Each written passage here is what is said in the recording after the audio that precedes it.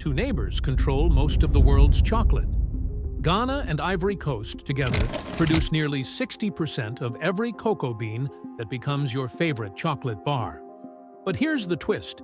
While these West African powerhouses dominate a $200 billion global chocolate industry, their farmers earn less than $2 a day. Who truly controls the chocolate economy? With cocoa prices hitting 50-year highs and millions of farmers caught in the middle, which model wins? Ghana's structured stability or Ivory Coast's massive scale? This isn't just about chocolate. It's about power, poverty, and who captures value in one of the world's most complex supply chains. Let me put this in perspective. West Africa supplies over 70% of the world's cocoa. That's like if two American states produced most of the world's oil, or two regions controlled global smartphone manufacturing. Ivory Coast is the undisputed king, producing around 2.2 million tons annually, roughly 40% of global supply. Ghana comes second with about 750,000 tons. Together, they're essentially the OPEC of chocolate. But here's where it gets fascinating. These aren't industrial mega farms. We're talking about millions of smallholder farmers, typically 2 to 3 hectare plots, family-run operations where grandparents pass down cocoa trees like heirlooms. Think of it like this. Imagine running a corner store where your income depends on rain, pests, and prices set thousands of miles away by people you'll never meet. That's the reality for 1.7 million cocoa farming families across both countries. Now, let's talk yields, and this is where the drama begins. Ivory Coast produces triple Ghana's volume, but here's the surprising part. Ghana's farmers actually grow more cocoa per square meter. Ghana averages 400 to 500 kilograms per hectare, while Ivory Coast manages 500 to 600. But wait. Both are performing at just 25% of their potential. Well-managed farms can hit 1,500 to 3,000 kilograms per hectare. Why such low yields? Picture sun-baked courtyards covered with drying cocoa beans, while trucks queue for miles at border posts. But beneath this scene lies a crisis. Trees over 30 years old, depleted soils, and diseases like Ghana's swollen shoot virus that has wiped out entire districts. Here's the shocking reality. 330,000 hectares in Ghana. That's 80% of one key region, infected by plant disease. Meanwhile, Ivory Coast battles fungal outbreaks during heavy rains, followed by harsh dry winds that wither pods. Both countries face the same dilemma. Expand into new forest land for temporarily higher yields, or intensify on existing farms. Guess which one most farmers chose? This choice is now haunting both nations. In 2019, something unprecedented happened. Ghana and Ivory Coast looked at the global chocolate industry and said, enough. They formed what critics call a cocoa cartel and introduced the Living Income Differential, a mandatory $400 per ton tip added to every cocoa sale. Think of it as a service charge that can't be avoided. The goal?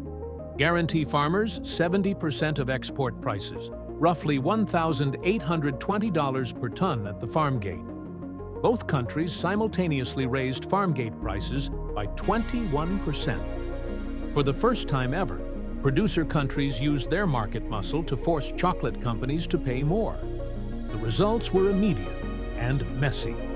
Farmers celebrated higher incomes, but chocolate companies pushed back, demanding lower origin differentials, essentially forcing discounts that offset the $400 premium. It was like adding a mandatory tip, then negotiating down the base price. Even worse, smuggling exploded. When Ghana's price lagged Ivory Coast's due to currency problems, farmers began trucking their beans across borders for better prices. Ghana lost 160,000 tons, over 30% of its crop, to smugglers in 2023 and 2024. The LID became a high-stakes poker game where producer countries held strong cards but struggled to play them perfectly. Now comes the hardest part of this story.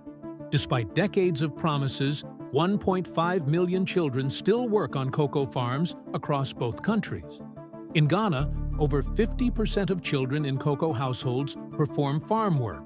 In Ivory Coast, it's 38%. We're not talking about light chores. These kids use machetes, carry heavy loads, and spray chemicals. Both governments have national action plans. Companies have monitoring systems covering thousands of farms. The industry pledged a 70% reduction in child labor by 2020. They missed that target by a wide margin. Here's what most people don't understand. Child labor isn't about awareness. It's about mathematics. When parents can't afford to hire adult workers, children become the economic solution. Every monitoring system in the world can't change that equation. The breakthrough insight? Only programs that directly boost family income through better prices, agricultural training, or alternative income sources actually reduce child labor. Everything else is just expensive paperwork. This reveals the fundamental challenge. You can't solve social problems without solving economic ones first. Enter the world of sustainable chocolate, where good intentions meet complex realities. Certification schemes like Fairtrade and Rainforest Alliance now cover 41% of Ivory Coast's cocoa and 25% of Ghana's. These programs promise farmers premiums of $50 to $240 per ton for meeting environmental and social standards. Sounds great, right? Here's the catch. Farmers often don't know their cocoa is certified. A study found 95% of Ghanaian cocoa workers were unaware if their farm was certified. The premiums frequently get captured by cooperatives for community projects rather than reaching individual farmers. Even certified farmers struggle with a sobering reality. Many still earn below a living income.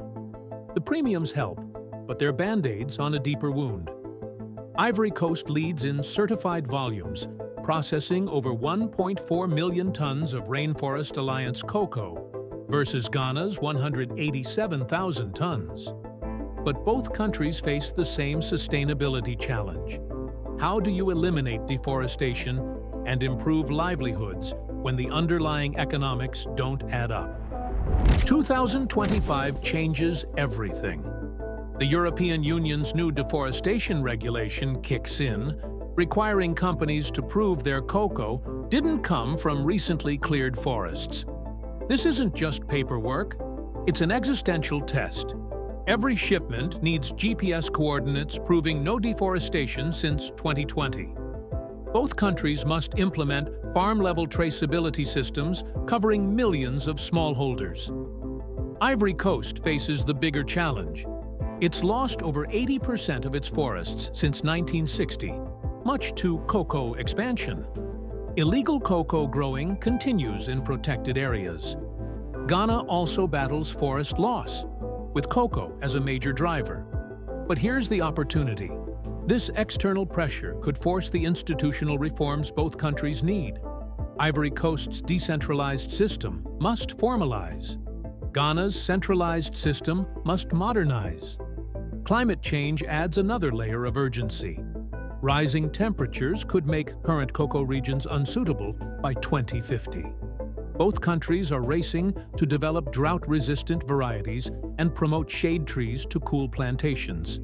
The survivors will be those who can adapt fastest to a world demanding radical transparency.